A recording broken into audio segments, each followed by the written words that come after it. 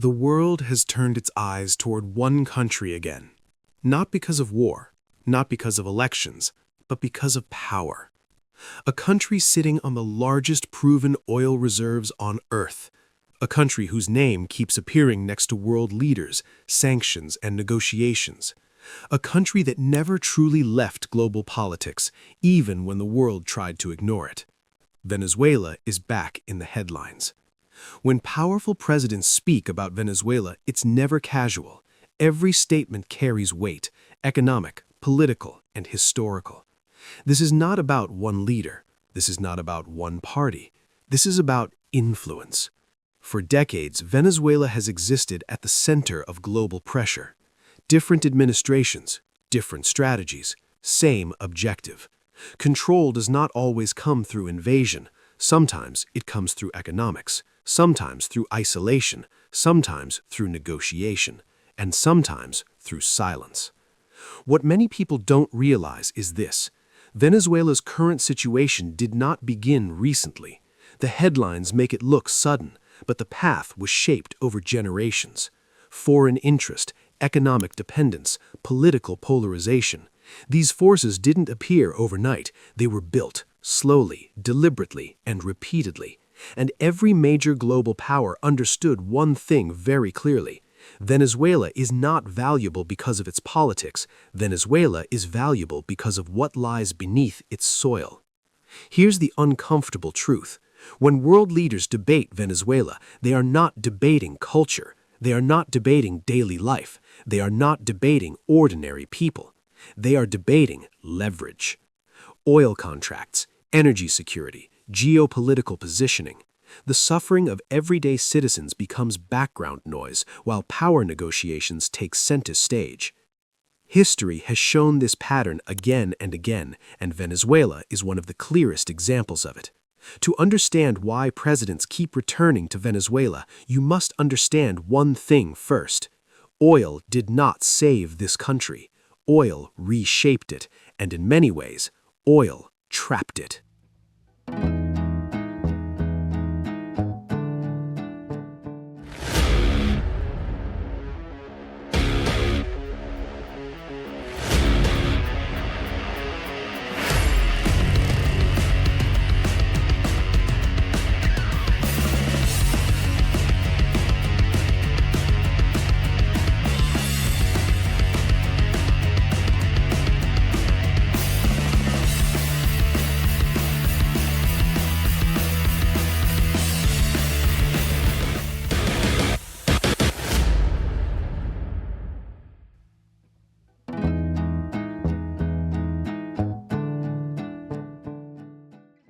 Venezuela's oil story began as a promise.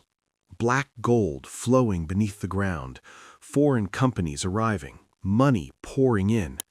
At one point, Venezuela was one of the richest countries in Latin America. Its capital rivaled major global cities. Its middle class expanded rapidly. Oil created speed, but speed without balance creates fragility. The country didn't diversify. It didn't prepare for volatility, and the world noticed. Oil is not just fuel. Oil is influence. Countries that control energy control leverage, and countries dependent on energy become vulnerable.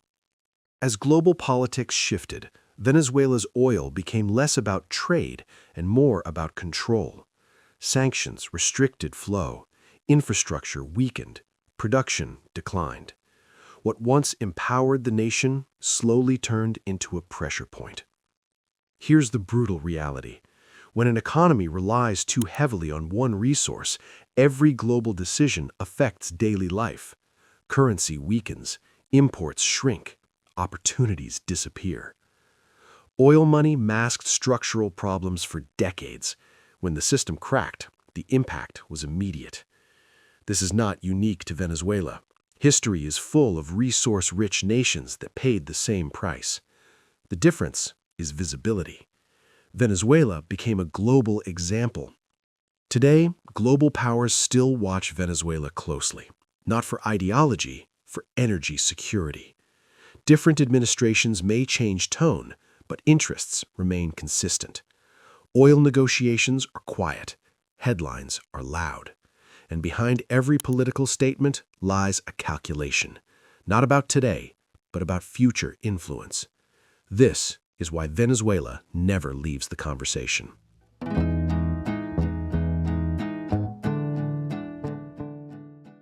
What headlines rarely show is that Venezuela is more than its crisis. It is mountains, rivers, and untouched wilderness. It is Angel Falls, the tallest waterfall on Earth. It is Caribbean coastlines and dense jungles, a land of natural extremes, and a land of deep resilience. Venezuelan culture is vibrant, expressive, and alive. Music that tells stories of struggle and joy, food shaped by geography and history, communities built on family and tradition. Even during hardship, culture does not disappear. It adapts, it survives, and it reminds the world that countries are not governments, they are people. When a country is constantly framed as a problem, the world forgets its humanity. Venezuela's story is often told through statistics, but statistics don't capture daily life. Children still play, markets still open, hope still exists, quietly. This contrast between global power struggles and local reality is what makes Venezuela's story so powerful. Venezuela is not a mystery, it is a mirror, a reflection of what happens when natural wealth meets global ambition. Some see Venezuela as a warning, some see it as an opportunity, others see it as a tragedy. But one thing is undeniable. Venezuela's path was shaped by forces far larger than its borders, and the world is still influencing where that path leads. Before this video ends, remember this. Most people will watch this, agree with it, and then disappear. But Chrono Pathes is built for people who don't just watch history, they follow where it leads. If this video made sense to you, you already know what to do. The subscribe button isn't decoration, the like button isn't optional, and the comment section is where this story actually continues. Chrono Pathes doesn't chase trends, it documents paths. Stay on the path.